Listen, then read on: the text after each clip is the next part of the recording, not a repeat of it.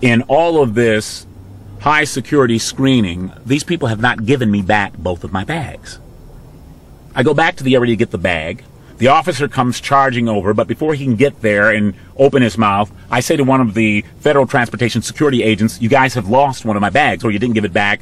They find it, they give it back to me. I turn, and I am getting ready to leave, and I actually make it about 10 feet out of the area, and then, boom! About a half dozen Long Beach police officers just seem to fall out of the sprinkler system. The officers that I can remember, there's a gentleman by the name of Blood. There's an officer by the name of Penn, P-E-N-N. There's an officer, I believe his last name was Trebner. The conversation is real quick. Mr. Penn says, move over there. Mr. Penn says, put your bags there. Mr. Penn says, what's the problem that we're having here? I say to Mr. Penn, I'm not aware of any problem that we're having here. Mr. Trebner says, you seem to be agitated. I ask Mr. Trebner, what does he mean by agitated? He comes back with, I'm not going to get into semantics. With no more conversation than that, Officer Penn tells me to turn around, and he handcuffs me. He then grabs me by my arm, and as if they thought I was a bomb with a fuse burning, he just rushes me through the airport like he's Reggie Bush guiding the football through the 20-yard line, the 10-yard for a touchdown. I don't understand what the urgency is. This incredible USC charge down the field ends in a 10-foot by 10-foot interrogation room full of police. The police seem to have three themes that they keep on coming back to as all of them are talking at once. Theme number one, the police say to me that they think I'm smarter than them. Well, I quite frankly can't argue with them. But I don't say anything like that.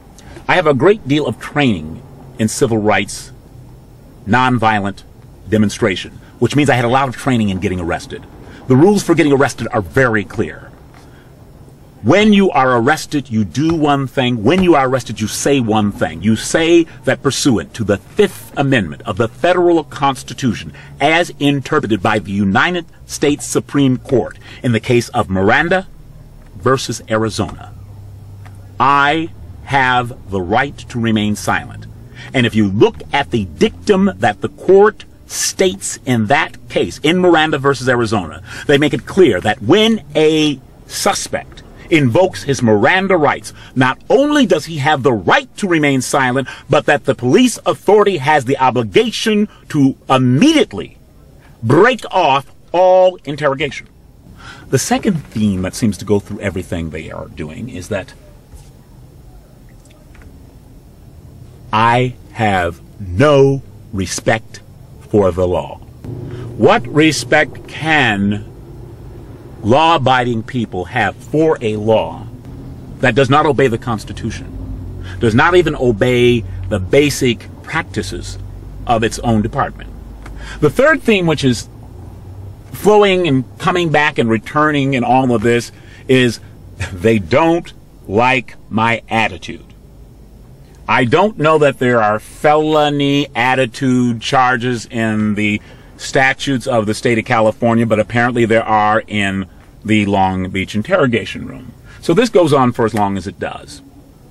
They intersperse all of these questions and all of these things, never mentioning anything about airline security, never mentioning anything about Osama bin Laden or Al-Qaeda or Hamas or Hezbollah or Mary Poppins. It's all about all of these sort of abstract neocon civic lectures that I need to learn. It's all about them basically poking fun at everything they can find about me that they think is funny. They find my Screen Actors card. That's worth a whole lot of laughs. Oh, he's an actor. This goes on and on. Eventually,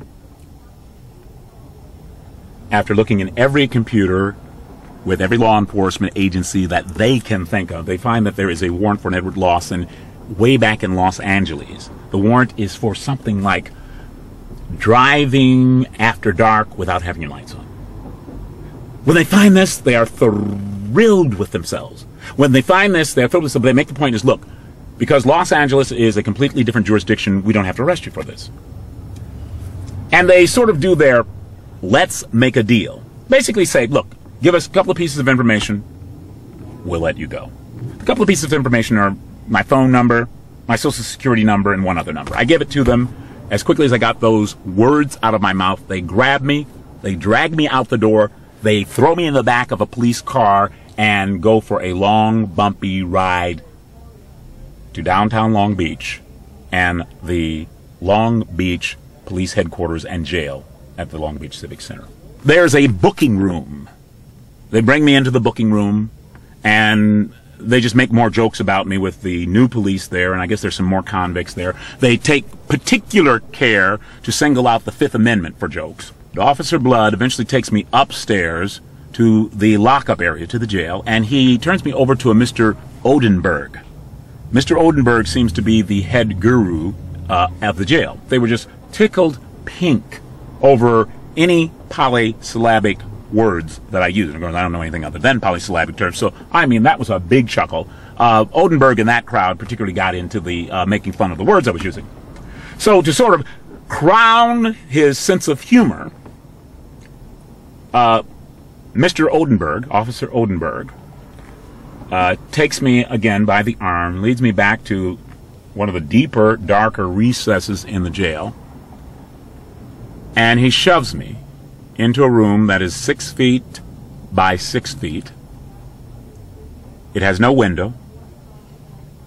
It has a light that is on all the time. It has a metal cot. It has a toilet. For the next 4 days, I will be locked in this room incommunicado. They will not let me make phone call. You know, you see in the movies where you always get the phone call? That's in the movies. It's not in Long Beach. For 4 days, because I, of course, could not eat the food, I lived on nothing other than water in a cell that literally was too small to walk around in. In a cell block that was full of people who I guess were either writhing and screaming in physical pain or simple insanity. And with that as sort of the symphonic background, I had 4 days to think about the Bill of Rights, about Jefferson and Jeffersonian democracy, about the great nation that you live in.